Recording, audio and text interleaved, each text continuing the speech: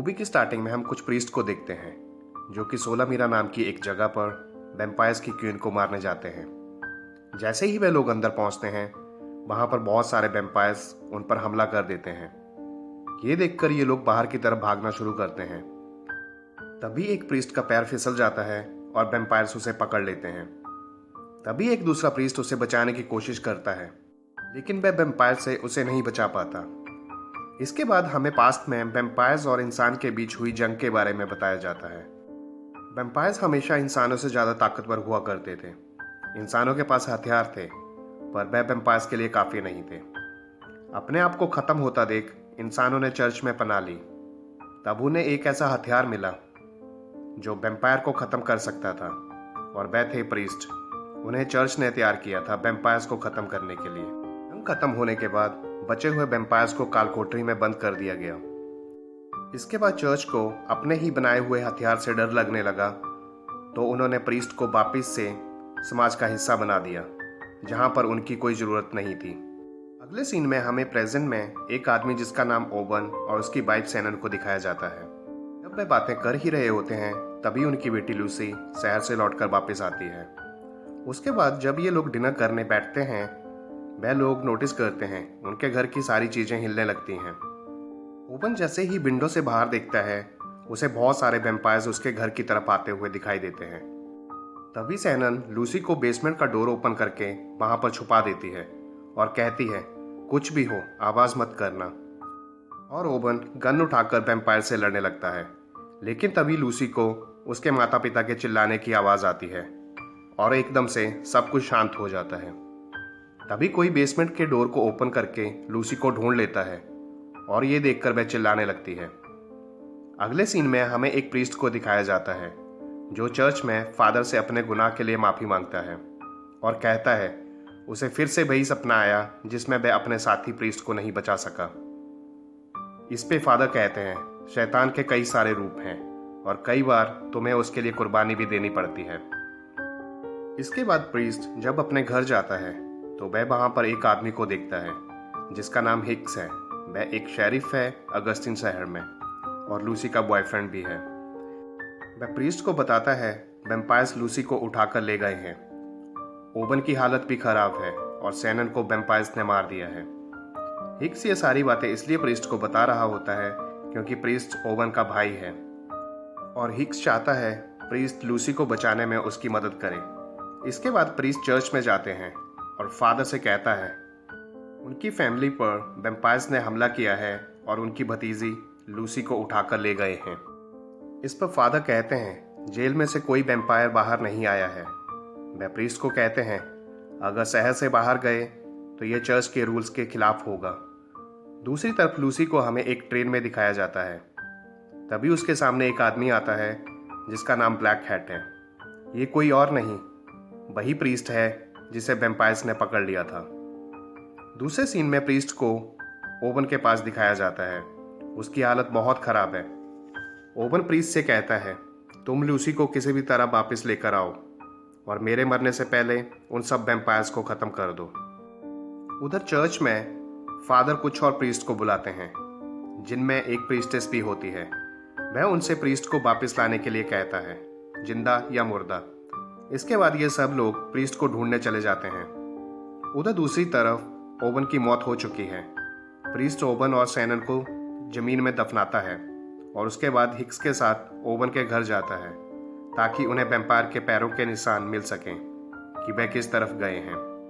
लेकिन उन्हें वहां पर इंसान के पैरों के निशान दिखाई देते हैं। इस पे हिक्स कहता है शायद ये गुलामों के पैरों के निशान हो। तो प्रीस्ट कहता है वह गुलामों को कभी बाहर नहीं लाते। इसके बाद वह उन निशानों का पीछा करते हुए नॉर्थ की तरफ जाते हैं, जहां पर उन्हें एक किलाबंद इलाका दिखता है जहां पर वैम्पायर्स रहते थे। जैसे ही वे अंदर जाते हैं वहां पर उन्हें वैम्पायर्स के गुलाम दिखते हैं। तभी हिक्स कहता है ये वे लोग हैं जो उनकी तरह बनना चाहते थे। प्रीस्ट तभी एक गुलाम से लूसी के बारे में पूछता है तो वह कहता है उसे कुछ नहीं पता। वहीं पर नीचे जाने के लिए रास्ता होता है जहां पर बहुत सारी कालकोठरियां हैं। तभी वहां पर उन्हें एक गुलाम दिखता है जो इन लोगों को देखकर डर जाता है और कहता है मालिक अब इंसानों का खून नहीं पीते। तभी बाकी के गुलाम प्रीस्ट और हिक्स पर हमला कर देते हैं। प्रीस्ट उन सबको मार देता है। जैसे ही ये लोग कालकोठरी से बाहर आते हैं, सूरज डूब जाता है और तभी वहां पर काफ़ी सारे वैम्पायर्स आ जाते हैं जो इन पर हमला कर देते हैं, लेकिन प्रीस्ट उन्हें भी मार देता है।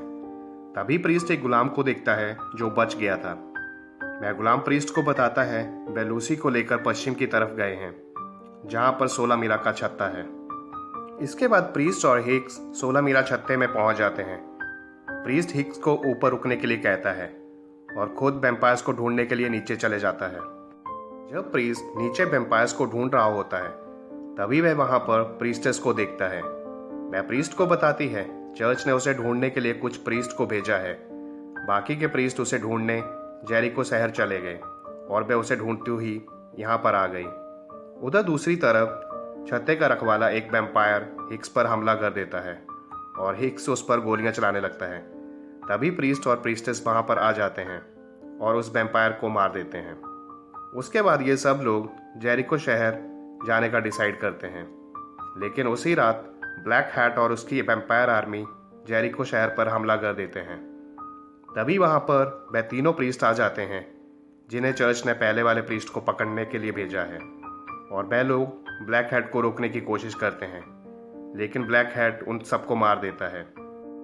अगली सुबह जब प्रीस्ट हिक्स और प्रीस्टेस वहां पहुंचते हैं, वह उन 3 प्रीस्ट को क्रॉस पे लटका हुआ पाते हैं और उन्हें वहां पर किसी इंसान की डेड बॉडी नहीं मिलती, क्योंकि वैम्पायर्स ने उन्हें खा लिया था। तभी हिक्स कहता है ये कैसे हो सकता है कि सूरज निकलने से पहले वैम्पायर यहाँ से कहाँ गायब हो गए, क्योंकि इसके आसपास कोई छत्ता भी नहीं है। जैसा कि आपको पता है, ब्लैक हैट एक ट्रेन में चलता है और रास्ते में जो भी शहर पड़ता है वह उसे तबाह कर देता है।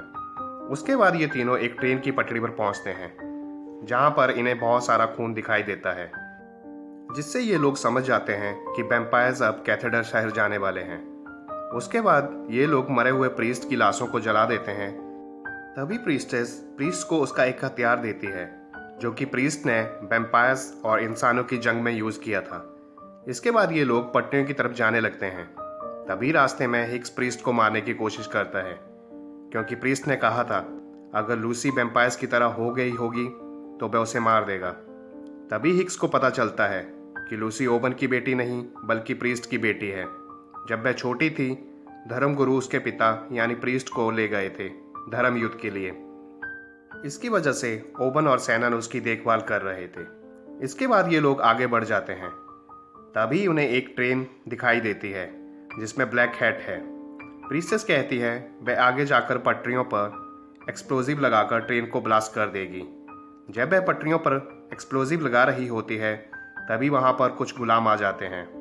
प्रीस्टेस उन सबको मार देती है, लेकिन लड़ाई के दौरान वह डिवाइस टूट जाती है जिससे वह ब्लास्ट करने वाली थी।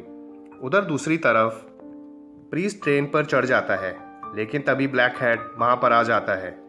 प्रीस्ट उससे पूछता है तुम तो मर गए थे।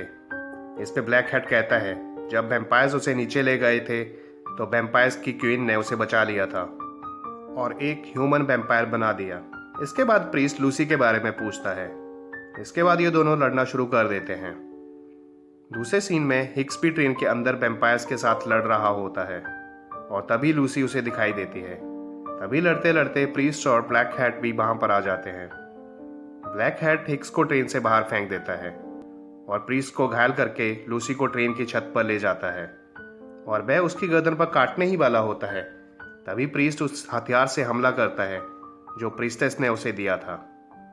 लूसी ट्रेन से गिरने ही वाली होती है, लेकिन प्रीस्ट उसे पकड़ लेता है और तभी ब्लैक हैट फिर से उनको मारने की कोशिश करता है।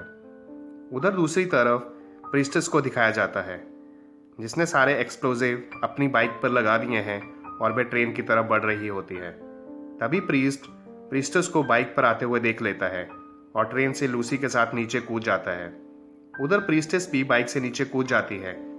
जैसे ही बाइक ट्रेन से टकराती है, एक्सप्लोजिव की वजह से उसमें जोरदार धमाका होता है, जिसमें ब्लैक हैट और उसकी वैम्पायर आर्मी खत्म हो जाती है।